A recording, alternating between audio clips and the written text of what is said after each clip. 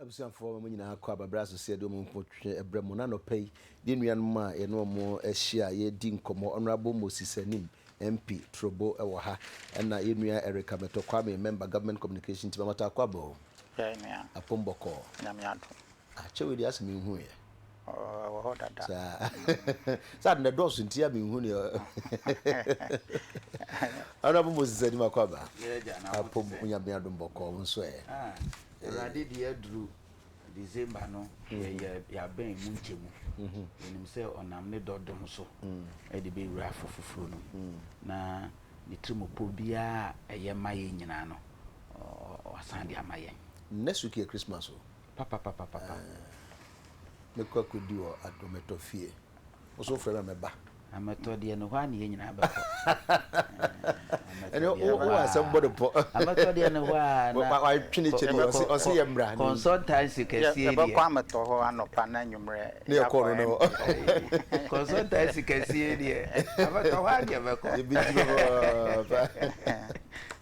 about me shall say so quickly quick one my name so our daily guide middle spread na Araba bia o say one or ye 8 ambassador na ye nyina ye nim say Ghana ye tie ne stories awre ho pa or ye conferences ne ade and never sorry be hwe newspapers me so say the all can nyina no ye make believe enye no kre onye HIV positive bia hute or negative but or ye said be ya obetumi dia campaign.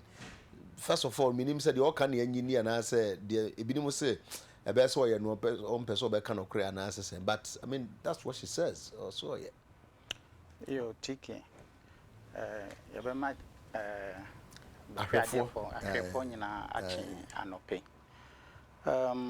me so makan e wo daily guide mo middle page ho na asefun ya hunte ese onipa obetumi adada Ghana man nyina adada amai fofra enye Ghana international organizations a womu eboa wo ekun aye kun ede atia AC se eye nokre se nea all kanu ye nokre dia eye nokre se all kanu ye nokre dia ene na wa haye nyina papa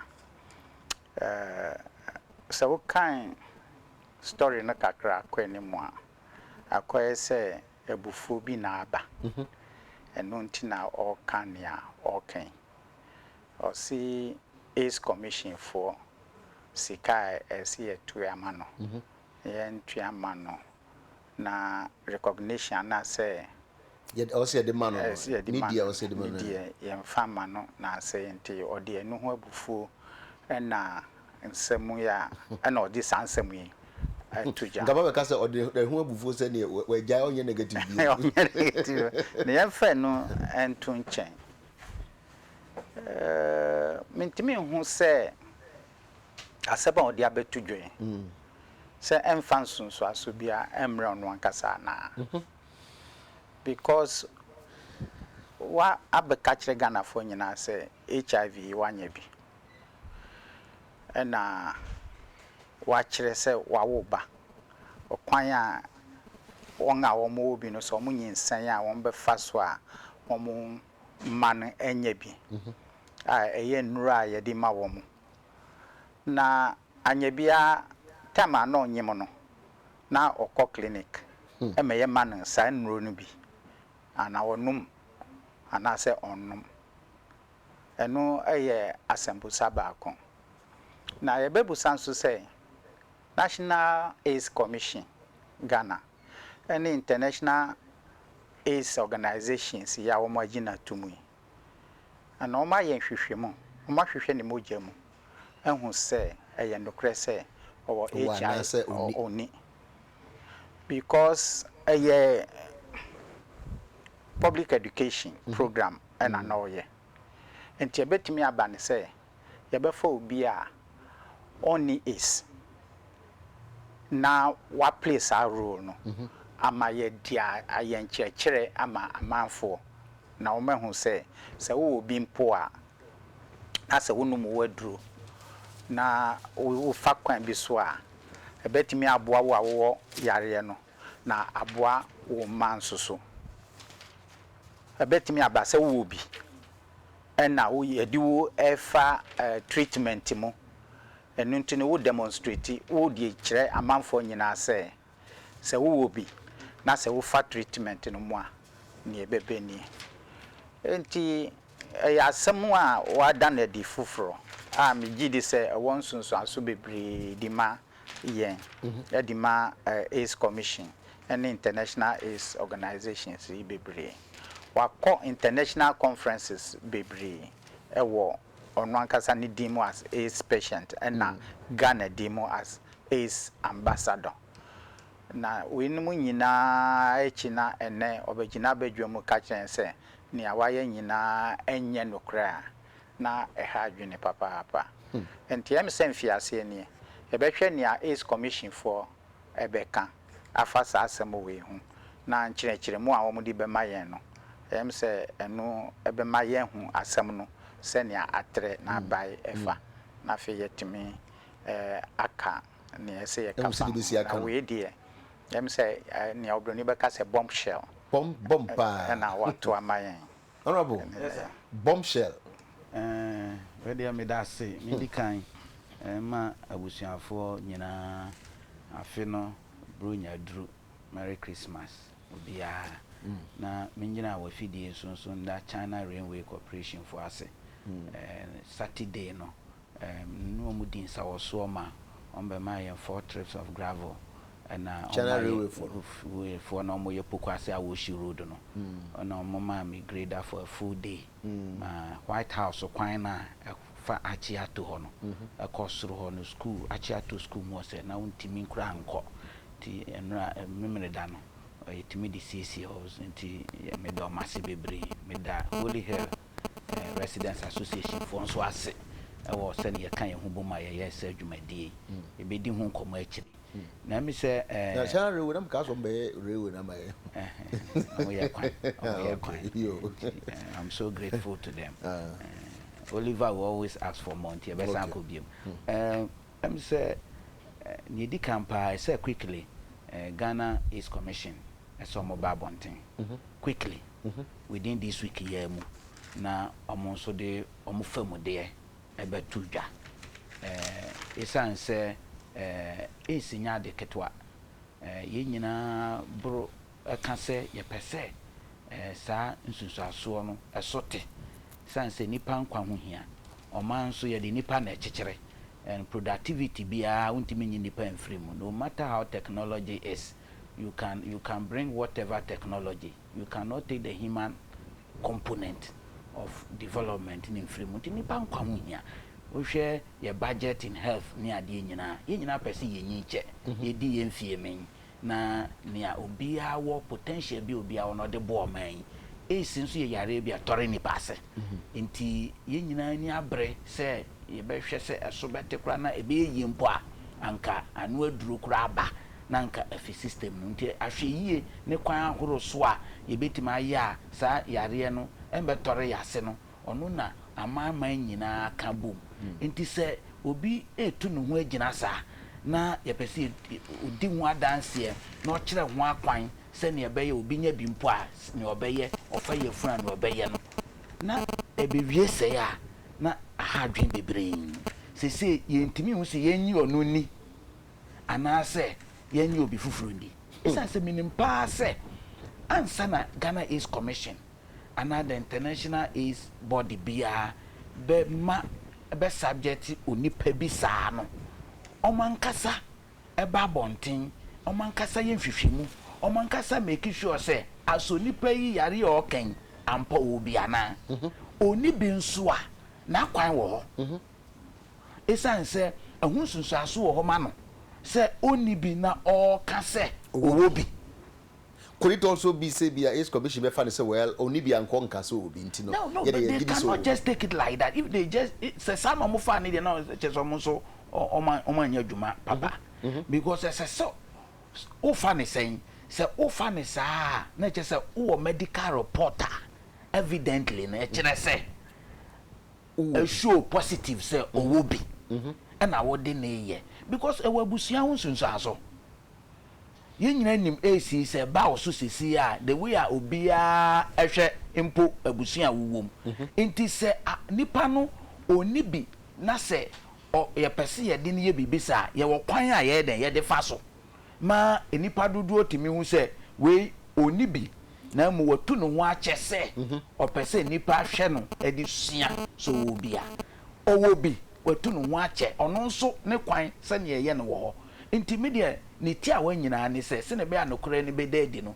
se Ghana Ace Commission eba abonten animanim ya no mo nso di omo famode eba ne ye nhwehwemu menim nhihye ya ye wode but I think say the Ministry of Health and the authority in charge of IBB say should quickly come out. Ni nti America sa ne say anya sa ochina bi ebeyin sunsuan so bone president a SRT ekobase e nokra ebeyin sunsuan so bone ama ochina so obi kura ye bibi sa aka obi abehwe ne wa se obi ana so obi abehwe ne wa na aka no kan bi dikwa ni ya o kan aso eye adwuma ampa se oni bi na ode ye nkyerɛkyerɛ a ye ma nipa hu se oni bi na mo de ye nkyerɛkyerɛ denti esa se so wo bi no de ye nkyerɛkyerɛ dia e ma nipa nya gidi wa ne a o kan mu se ampa se na na ote obi kura itimi show ni picture se tama yare ne ba ye na onye se niema we no se na ebia ne so te koduru ye o start se o fe duro no ye niema we no ba bi se na akoduru into obi nso mane masa obi nya bia otimi nya sa gidi wo sa de yo no mu ma de bia ye be kire ni bia no otuso ana mo ye menim se nipa dodo ahwe no wa bo no nyina o nipa dodo ahwe ne pa sese nipa na ahwe ni nyina asebia bi omu obia na omu ni bi mpo no sese omu so be hu ne sen story sen na omu be fa no enti hu hia se na otwi ma ne nuru wukuda kura ebe ya ochina no ye mbubo sensem we su yie ne mfa ba bia deda no nto oyie se bibi nso na atochima wo relationship no mu a omu hwe na omu me ye hu no kura wo ona mu siesie no onsan ko nyina dufra na fese se kura de emi se so mu siesie wi age so mpo bi foforo because credibility ni hobio nti so mu siesie whatever so mu san ko po bi foforo obeye segment ni akakra meka wo ho 1441 wetumi de adwenkyere abadwumadi so well ye hwese betumi anya no na twetwe nkoma and ebisa de se den pa na wo ho nti ena ma otimi sore se menim se ona bonya daje kan we na wo so apa chew opa sore achew wapa schools achew international organizations Ghana food na opa ma chew se de no oye ni nyina no na ye na ada na odada ye Ghana cross ye wo mra bi deceit of public office deceit ono wo ho ewo ho aye mra wo ho a chese ye kase ye kom mra ni mu frenchim sisi ya ye benya bibi abon sisi ya dan na me ka chiro bi se wo de fa Ghana di agro Ghana mra no ye ntworo nto black and ewo ho black and white o na mo ye nta nkyere na wonya asem no ye started the bowa na go se mra wo ho ewo ho papa causing fear and alarm I tell you ono says causing fear and alarm nso de ametotiase etu ametotiase papa abeto mama hot over 135 million pound cash minim so aka sa story na ye fa nkoka electricity tariffs to go up let's say MCA we say be betimi access it say by January 1 a holiday the holidays is year 2 adem say ampa you tiki but for on the story no mama hot over 135 million okay to bia yan headlines ni story no to the bia enko papa name say we are one of them oye mu back so we statement say UK angry with Ghana as NDC food soldiers bloat government wage bill and also so say you share papers ya omo edi san nsem yi abetudwa enanope ya na ye hwe baby omo fra anase omo line ya ultimate ase ne nti a omo atwetwe sa headlines no na mo asem no ankasa se wo kan a kire se European Union enye UK anya British government nkwa European Union ewo 135 million pounds bi ese omudi magana na omsi ghost names are ewo yem public payroll no suntino womo etwe assign atwen ayen hwehwemu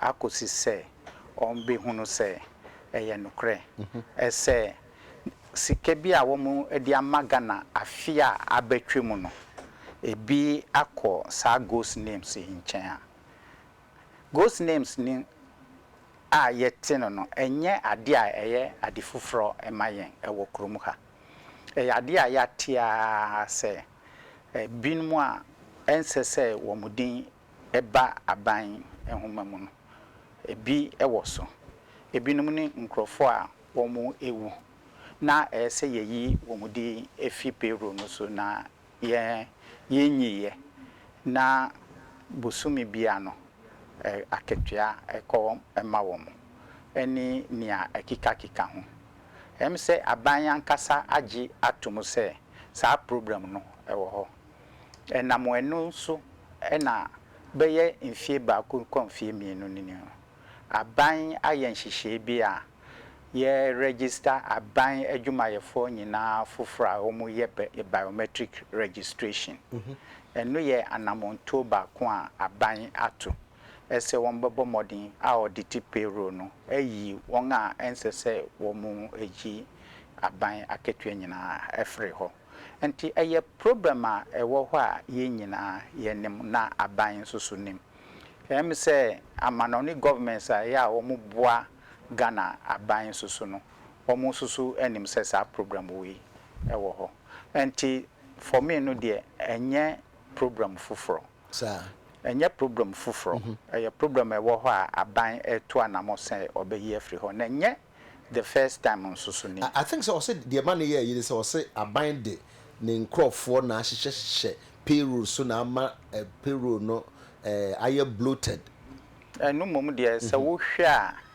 emi say statesman no omu de oma print nia paper na o publish ya de no yes Sunday time na omu de oma publish no senior onu o ma twere no na say em say wo kan no a won hu that aspect ewom na say wo kan daily guide dia obe hu say daily guide di ho na asem no sa asem no e di ahyem enti wotimi hu say daily guide di nsem bi aka story no ho a enni the original story a Sunday Times no atwere na eno eneye asem a etore bi ana asefem kakra se aban ginipa edi sha aban mu a wo ye Ghana ni menyi ne se wo kope aban adwuma ye busa wo se wo ye NDC ni anase wo ye MPP ni ansa na ya fa wo adwuma me call me interview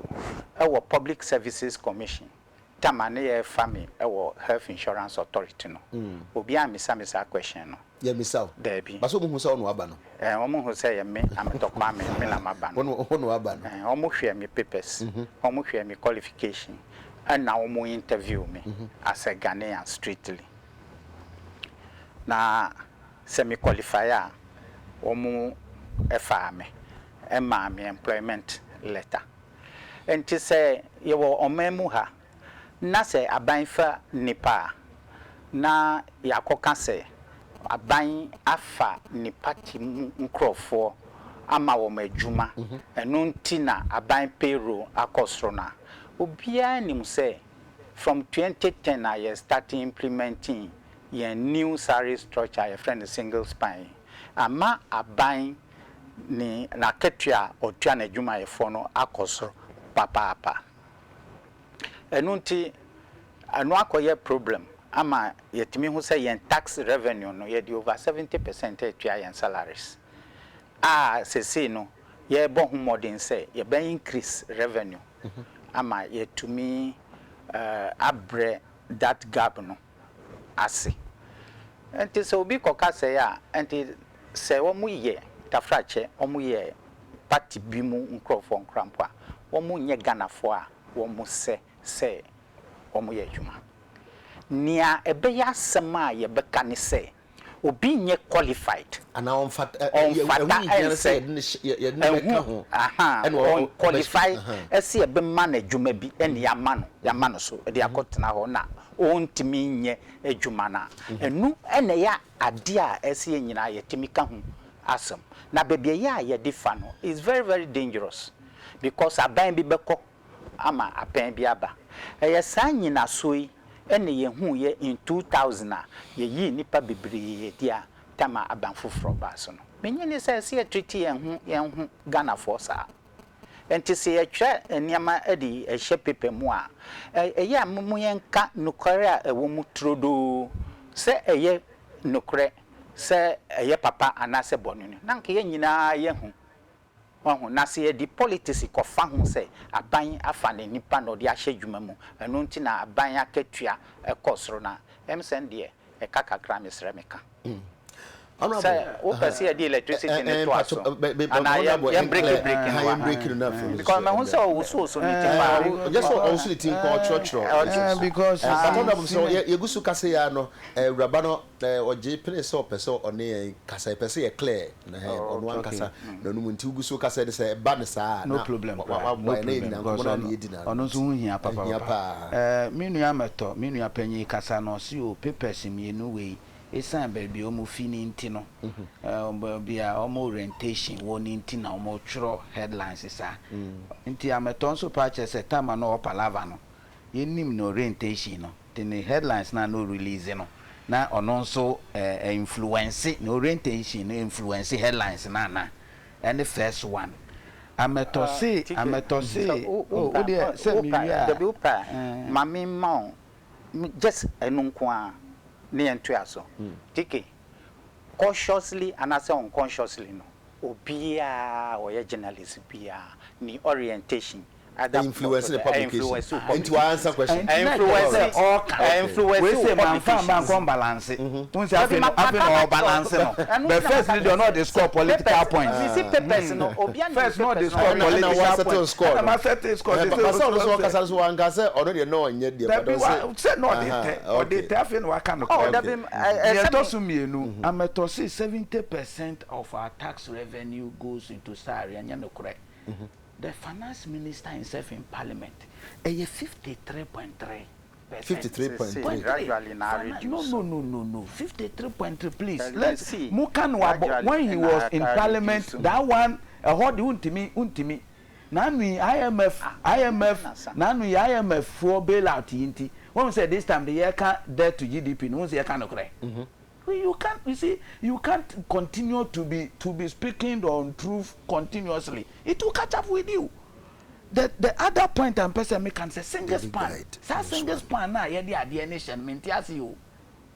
TK, me say 2012 deficit was 8.7 billion. Single span component of that deficit was 1.9 billion. 2013 the deficit went to almost 9 billion. On also single span component remained 1.9. Uti free mo e kasa yin. So let's stop that. The Court of Auditors, the European Court of Auditors, suspecting Saudi we say it looks like ESA donors no they bring development partners. It's come with the brain for supporting our budget and they were not monitoring it properly. Until this time, no money come. 2009 to 2013, now European Union, our promises say almost 400 million pounds to support our budget because your budget need to be almost boy support. Onuna, omodia boy masisiaka 135 million pounds. Omo who say enyema bi wo ho a eso mo hwehwe mu yie na enyema no mo hwehwe mu yie se omo de ama IMF say IMF enhwehwe mu yie ma won ansa na omo release those monies why? Because they are suspecting say ye payroll no is over bloated by 20%. They are even thinking say 1% of our GDP goes for paying ghost workers. 1% of our GDP goes into payroll. Just go for pay goes workers. Say you can say payroll and I say pay. That who kind of pay you know say it goes 1% of it goes say billions of money goes to do that. But TK assembly nyina say 2012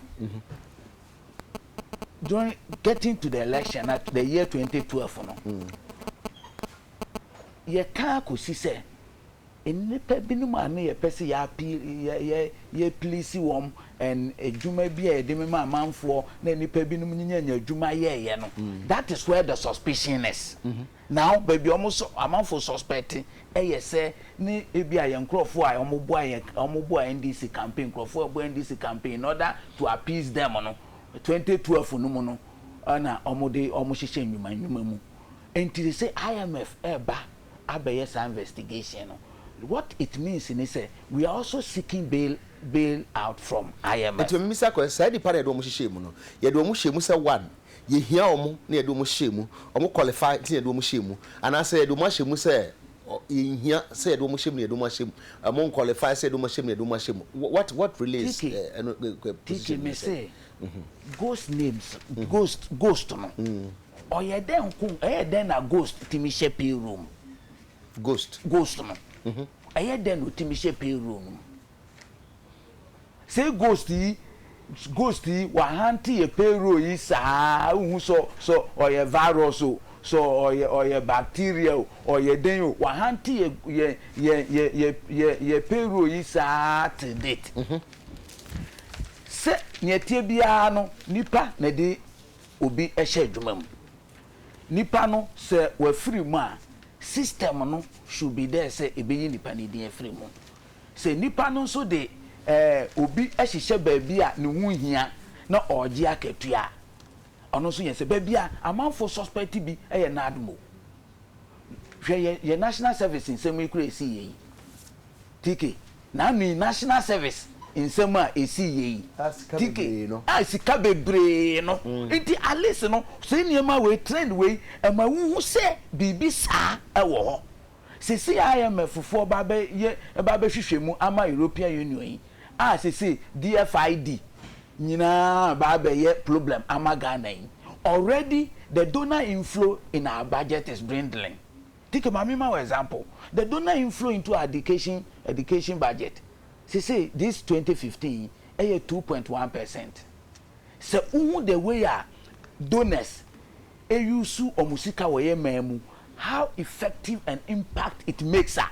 Ubu say baby ewu hia pa de hwe ye roads no.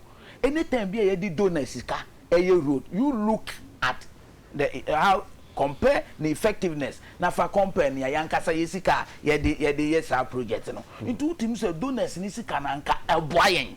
In fact, you could see value for money. You see value for money because they are able to monitor. Say MCA, NY, so near there. You can look at it and see do say you middle income, but your situation say you crash. Let's say you hear donors no more than before. But no, me feel say confidence. The donors are losing confidence in us, and this is the time for the president to sit up.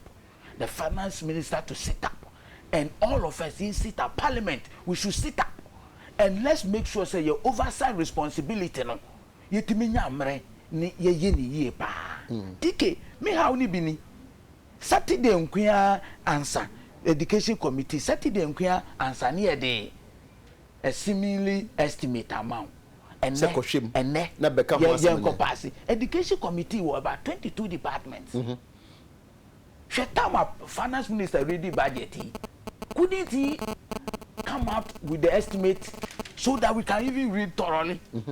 So all these things the basana na money pardon ready. Say na say bibi shasi enti no person be hu. Enti no dey blow late. Ana say ampa system no na enti be produce ade ne ntem. Enti media na mechanic say we should all sit up because in Mrofono the way the donors are reducing their support for us. It's a sign of losing confidence in the NDC government led by the president. into the president must sit up and make sure say near all you should know that he's the executive president. The Ghana Constitution is the president. The president is the Ghana Constitution. Me do parliament and sameti alajita say. The internal capacity upon the president and the powers in Ibino. Because the president has absolute powers. Even unit committee, government appointees, unit committees done in the name of the president. But I say maybe so what the powers no any that absolute. No. Maybe you also consult, maybe you just say your consultation you drew GMPC taking over gas. Now go say we don't do any consultation in this country. And yes Anka Kwesiboche will not come to tell you say a limited liability company or board. Now o pese o de ekoshe GMPC as you no Kwesiboche your board chairman kra no he has not been consulted. The transaction advisor no kra no omukra nyeden in the home komo.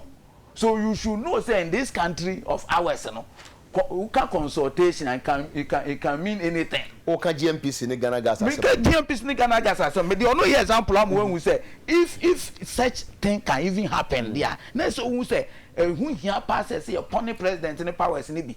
Ya pone ho ni ye di bi hihye baby kakra enya sa ne yakọ edi e bia say president ni yakoso yi onya wanya advice ni yie na ne ma nko yi a won say na ye nyina yeti ho ye yi unafofo from outside ye binom ne mrofo kasa uti omo nsem omo ka they are losing confidence in our country.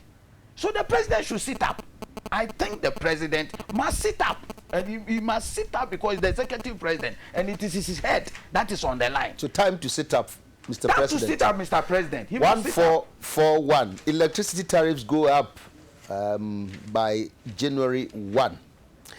Now, Ghana gas or some pone ho kakra but abeto we abeto dim sisi asasem na abeto biano na manfo fi se nke bus state organizations dia anase adwuma aban adwuma enfo dia na montamu gu but asasem we se minim so far what follow abeto na dia obetimi aka fa ho but no cross electricity tariffs be cost no mentimi hu se commission no are responsible for announcing this PURC any formal announcement because me can here but what's your chronicle story no me share chronicle story. If all things go according to plan, Ghanaians will from next year not only experience the worst supply of power as hinted by the VRA, I'm a journalist in Tunim, where commenting medical bands, but should actually expect to pay more for the erratic supply when government ushers the quarterly automatic tariff adjustment system. There's a quarter naso. Yeah, Tiki, and this is purely speculative because PEC, Public Utilities Commission, I am say there is an automatic adjustment formula bia why they adjust prices, need rates, need tariffs. It doesn't mean say at each quarter biano as an increase, you know, because objective conditions on the ground should determine. And never me who say a cosro, and I see a baffam, and I see a gina babia, ye wo. Nemum. From my own point of view, it is justifiable. When you say justifiable,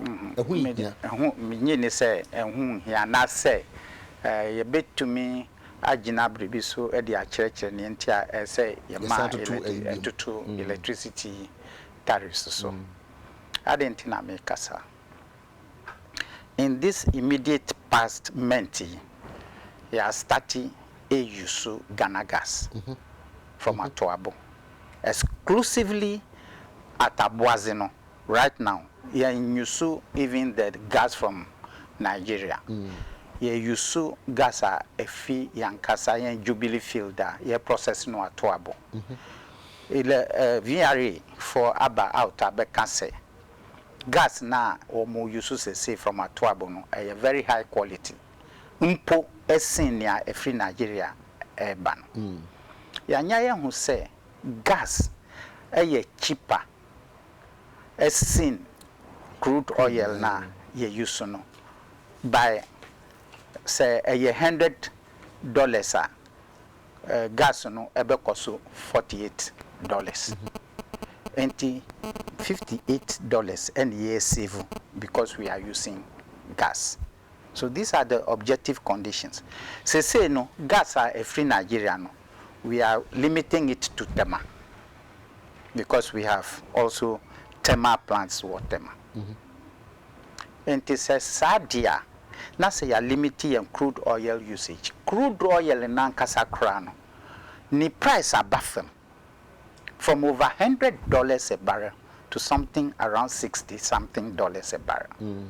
So these are the conditions I had the air 2015. Mijidi say yen senya na CD currency exchange rate no. Last year, starting from February, March, April, June, Honumuneko. Nyamia Yadwama atimi amani home so kakra crime up. And if this last quarter rate now mudi buy no, you are taking into consideration the exchange rate component. And in Nyama akuko suya mehui. If we put all this together, then I don't think we should be experiencing upward adjustment in the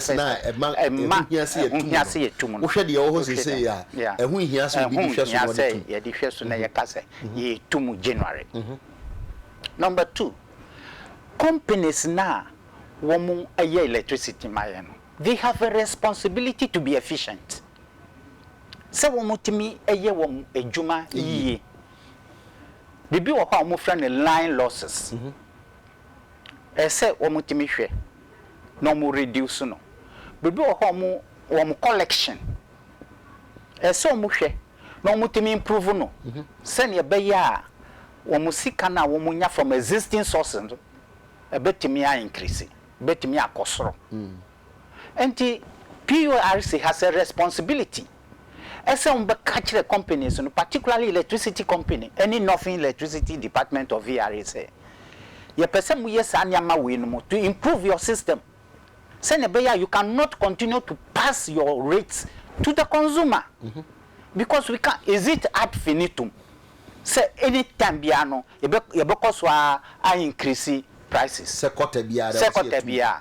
Say PURC to me catch and say calculation ya ye. SS you do this level, you pay electricity, we cannot continue to pass in the result of somebody's inefficiency to the consumer continuously. And taking into consideration say, Nyama bebre assisa within this last quarter, our crude oil prices have come down. If we are firing plants with crude oil, we should see say there should be drop in the rates. Say yanya gas kakra. By estimation, we will be producing 550 megawatts of power from Atuabo gas. VRA will be saving over $500 million a year because of the use of the gas. Says if these are true, then I don't expect any increments. There be. Me honorable so. Now also I would tifie say na wadwen AC eya 1441 honorable. Okay, one will say. And now we onu nua be ya dwen. And America say one will say etimi ya to abono as the previous government, Kufuor's government drew the timeline. Say by 2010 nanke ya ato ayi gas infrastructure no. Or baby near site na. One will see ka obobo yi. Does it mean people who can maybe 2010? Yeah, that was what was estimated, and with timelines. And Kabana ye fly no kwa when we send it and a point number 2 see amateur.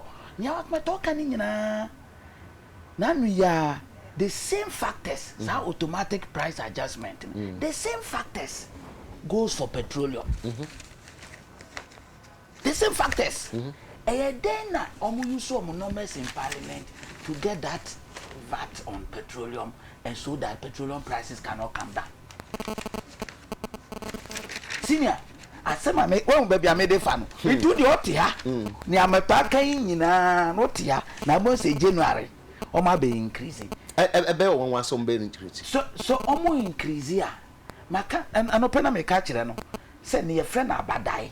abadaye NDC abanwe omu nibi aban betumi aheda aye say o man ye mu nhihye no mankrofo because when you mismanage from 2012 ni America kire we sa deficit no mu create 2012 ene na sefuo nyina abai amna na da ho no na donors any confidence we mu they are not ready to support us as they should omankasa hwe finance minister oba miema almost 39 billion halfway through usan buy ube review target tio what running a year of budget halfway uba be review back target yet you miss all your targets. Look, there's one skill in running every human institution, every human endeavor. There's one common skill that runs through all, which is, and that is the skill of anticipating. So do I be bubu se adi we betimi aba inti ehun sunso aso ese misisi hu akwan na mitimi tutu minye. The skill of anticipating. Ehun hia pa. So if a whole finance minister about halfway the year budget no be review the target no some missing at the end of the year, where are we getting to?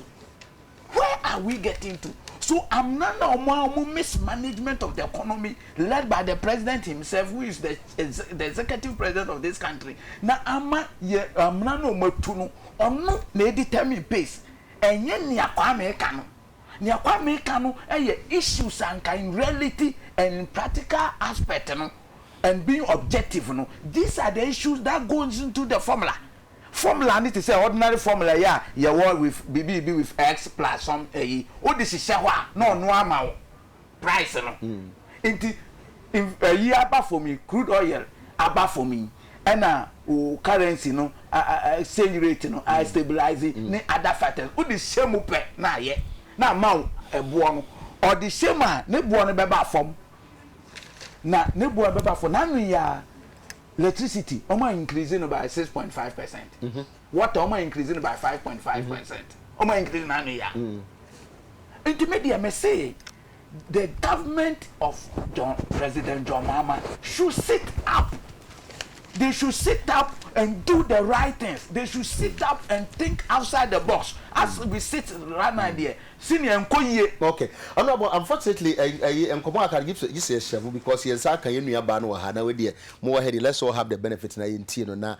You ba Joyce Jijo Mensa or na near Chin Hong Kong said ne no pay news one the other two just say or say unya uni HIV da even though I ace ambassador. Joyce, good morning. Yes, good morning. At the same. Sure. Joyce, now I pay what news one. If I shall say. Miss what kind of news one I pay?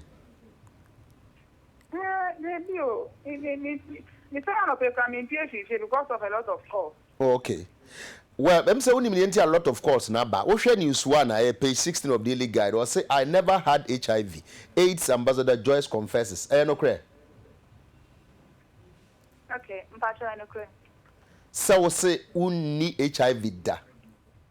Mpacho I. But what can't say so HIV? Program me hear the boy amount for. We are the boy man for. Apart from what are now, yes, are not obi nim say unye HIV, and now also ye HIV. I don't know more. But once about the HIV issues, once between doctor and client. In that day, I so exposed. So we don't so be any HIV and after HIV. If any panel, I go do perfect. So be baby or senior again will be able to say the idea the vacancy too. And the idea and people can say that the sound to me that in the sure say be new man so be I don't know. Oba we adwuma no obi bisa oda say be a show proof be say we HIV pen. The patrol again. Me say ebra na we adwuma we ambassador wo border no. Obi bisa oda say kire bibi a kire say we HIV ampa. Me HIV ambassador. Yes, say be a report to be a chesa we HIV. Obi bisa obi sapen. Nah. At all. Joyce say obi ka say de we ye wada nipa nyina obeka say na ache no. Okay, I was doing it for a good purpose. But for a good purpose. Yeah, once me before me yes I did can my share advert to TV so about obi come for HIV now to we na say na nipa ni HIV all for advert. Yeah, yes, those people don't even know what people living with HIV goes through. And me need be and the course that to be anymore. Me need say the experience. She said, Obi was at to be anymore. I feel that this person is going through what I went through, even though I'm not HIV positive. That was why I did what I did. I see. But now to me more HIV who the rebra on cancer ubi. Now, any effective. Any effective. Nah. So I'm for question will be sad say earlier position and no current position. Earlier position was na ubi. Say we see win nibi. Emuni ya hini ya nyini. They also muji di ane say me nibi. Now, when the organizations bit say AIDS Commission adwuma. Now, ono mo ye adwuma na almost so no mo gidi say wo HIV. And the meaning? Wonim sa. Meaning, yeah. And almost so mo bisa o sa da. But I don't know if they know or they don't know. Then we'll be announcing it. I see. Just who call schools who to quite international platforms any other. And I will post you say we HIV. Because of that, until we be in China, so who say, oh, say HIV crano, ube to me, I live with the sadia now with ya. Nina na deceit. And not deceit. But it's true. It is true. It is true, sir. Obi ewo HIV a nipa ne betimi ayese me a nipa ne yare. Nti no I was saying nipa ina ati ase say me ni bi na me sinu obi na me si me ni bi I was say you na I was say it's still the same. The what HIV ni the only HIV cry no nti so me and don muntem. They are the same people. This will be a wonya age. So does it matter so we be a campaign say onu medro na e boa? Does it hu hia? Hu hia papa because e dro ni ye. But the Adroni is a suit. This is what I'm saying. If I need to say, Drew 35 years. For starting to offer to 35 years, and I'm talking about some people I saw, and they are looking so healthy. And say, don't need a year. I was your boss had the rule. But unfortunately, when you park on now, you heard the Sodiaca said, Bruna and number can't say and says, I all you need and a lie. So you better then on a crowd and be a numbimpo. I said them ambassador, so you can verify from my other ambassadors whether they also have it or not. But you were loud. You were loud and all over the place. Yeah. And them says a back campaign party. Rebecca said you were the epitome of the campaign, not so. Yes. And then the epitome no never can say and say na onibi. Yes, not me nibi. Until the credibility of campaigning it falls flat, not so. I don't really think so. But I wouldn't be. The old team is sorry now. Me sorry now the same. The only thing that has changed is the fact that I don't have it.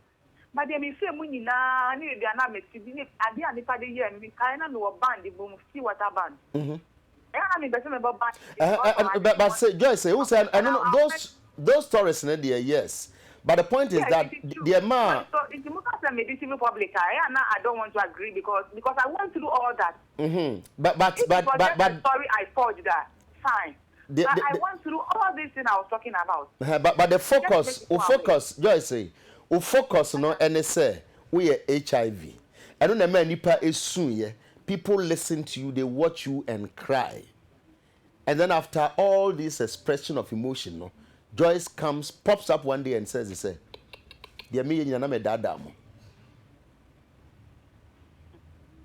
Joyce. They only said them if you with them for FM Oh yes, of course. But they say as a nipa so what people are now going. Okay, meaning sir, at this point, I couldn't continue deceiving people. That is why I rendered an apology. I'm sorry for what I've taken people through, but. All that I'm saying is that it was for a good cause. But Misha, it would be like a lie. I have to end it and apologize.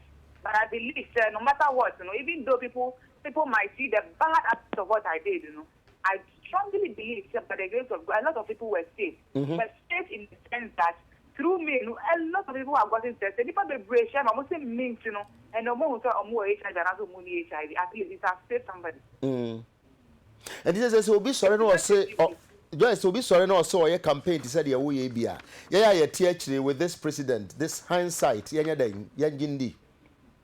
That one say HIV, say the pound about to do HIV, doctor now testing the another nurse, another technician or testing it, and apart from that, you know, obey your point to say nipa we HIV and after nipa we HIV because obi o HIV and obi o ni HIV to spend and down months. You have to believe whatever you hear. Among for and then come out to text messages among for the baby mo say first of all no yes I said the be benefit ubenya support locally internationally. Say when you are so you are now backing out. So I have to clarify that. And it's the mama platform. Only time send me a program. Think of advising me NGO. I mean, international funding. Only up to now, we need NGO there. Now, only NGO better than international funding. We need NGO. I think a part of my heart, not because of money. But at least. I was still working, and I am still working. Yes, I am still working. But at least when me buy agency say yes when me buy agency say platform be or what say yes I will post you say HIV and you would never be on that platform. Agree? But people need to know the truth about HIV. They have to know the truth about the HIV medication and know say so be HIV and just say it's there you take your name. And we should know the truth from deceit. Haven't you seen any adverts of people who are posing to be positive when they are I'm not? talking about Joyce now, ACE Ambassador Joyce. Yes. Yes. It might be seen as a deceit. That is why I'm apologizing to everyone because I know that a lot of people sympathize with me. Churches, pastors, schools, institutions, so, and they really accepted my message. Yeah. And I mean they gave me support. They can't support and financial support in Kwan. Because they be fame, anything could have happened to me. Yeah. This is what I got from them, has even given me strength to move on. Standing on church, Joyce, maybe South said, yeah, Joyce, yeah, but who apology no be brave or has him, I can't be crap, but standing on a church platform behind a church lectern, house of God, pastors, some weeping, hearts wrenched, heart throbbing story. How did you feel knowing very well that the American in Amebwa?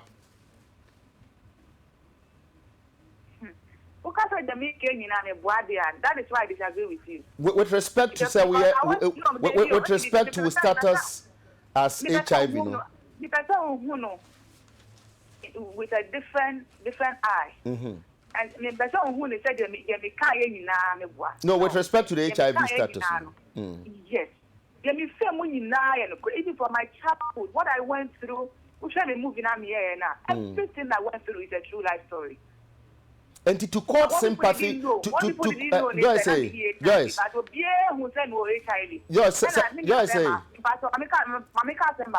and can be so assembly me person be so assembly where you are no precon say to court public sympathy for yourself, no, you decided to post to say we are HIV, and that is selfish, not so. Selfish. Yes, to cause sympathy for yourself. Obi suggests actually, how do you feel? I didn't do it for people to sympathize with. I wanted them to learn from it. But they did sympathize. They did learn. They did learn that they sympathize. But I wasn't looking for sympathy. So, me too.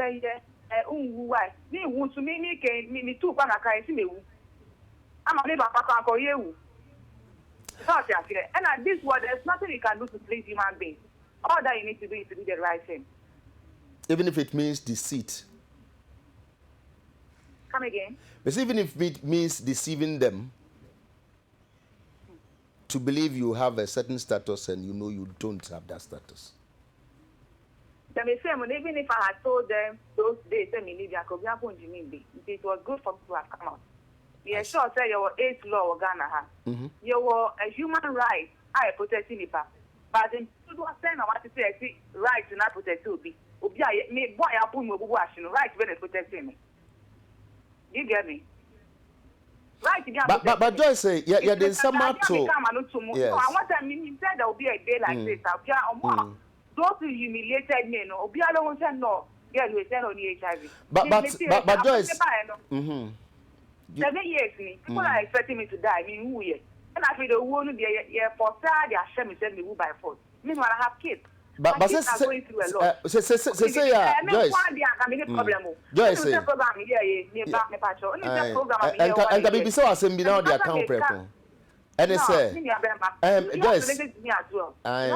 Yes, but don't come be so now can the social prepare. If I tell you the negative aspects of my life, I bet but me found. But the people that are getting involved, my children, my family, weeping. No, couldn't you have lived your way and your life, sir? Most of me were AIDS, me nibi, simplicity, period. I live on my life. Who will believe me? But you don't need. Me? Okay, so. They know they are born, they know they are out. No, be any to me see your girlfriend. And if I when you're AIDS, now we. No, be at you be at where you when you're AIDS, who there will be. I hear now for you want to be. I hear now for you want to go pay my pamo. So Joyce, maybe say the next time somebody tells a story about you, that's a story near Liza, you begin to live image now the amount because you know say what can cry in where let me be what you say I am. This is not an ordinary story. It's beyond what people are saying. It is not an ordinary story at all. There is stigma. Okay. Finally, though, stigma. You wouldn't believe it. And you wouldn't understand it. And he says, you know, what do we do with this? What can engine there now say my engine because you don't really care because when you say the party you can cry engine. He say you know what is the effect? Then our person when you're free at home. Yeah, better move on and say, oh, yes, send your fees will be sent only be. That means will be cry. And you'll be only be the order. But you could have done that earlier on by saying, say, me need to say the comfort. Because I got the platform to come out and everybody saw me. That is why now I believe they will believe me. Even though people will see me as a liar. Lying aspect, no, I'm sorry, no. But I believe now those who are pointing fingers at me, no, I didn't have any right protecting me. After now, I don't even have any person giving me psychological, how do you call it, benefit. And you know, me sure said those who pointed fingers at me, now they will see say, she didn't have it. You think so because sorry, once again. But you think so because people feel so well. Okra no can't smile me and because now you can say this and then the next day you coming back and say this so now you ebinim kra so e be say we wanu mabram and hwan afedi afedi on pestigma no biem. Yes sir. I see. That is not now Joyce bidim say best bibi na na wo pen we nya nti e na so wonye biem. Woni Ace Commission moye adwuma biem. Do you do anything for them? You need a commission for almost share no me interview. You know, almost see a better program now for 5 years. 3 years money away. Now, some na media be to Jano, and yeah, a commission, me contract, I'm not when I know what I'm be too giant. I don't think I can make comments on that. So now, your father say, anyway, what is what kind of contract on your idea be you may be from now? I don't know. I see. That's how he said. It's not because of money I'm doing that. Because I'm not rich. I'm not doing it because of money. Into the time about want to know I'm a kind of cry. But I'm a kind of cry and you know, me no contract in any Jima Bioma. That tells us it's commission to cancel and I did it for a good purpose. I see. Ace Ambassador Joyce and pay that's it. Well, it was for Yane Joyce Jijo Mensa and a tutoring commono. I'll say on ye bida. Or come when you need it. Most wire dear anyway. Yem fantoso, manning yaho. But before you Yem fantoso, manning yaho. What the policy, what the principle? Say me yem fantoso, manning yaho. And just a manning yaho. Say, some me a dear, okay. And yeah, so I live with it. But 1 minute, 1 minute commented, then we are out of this place. Also on that will be a.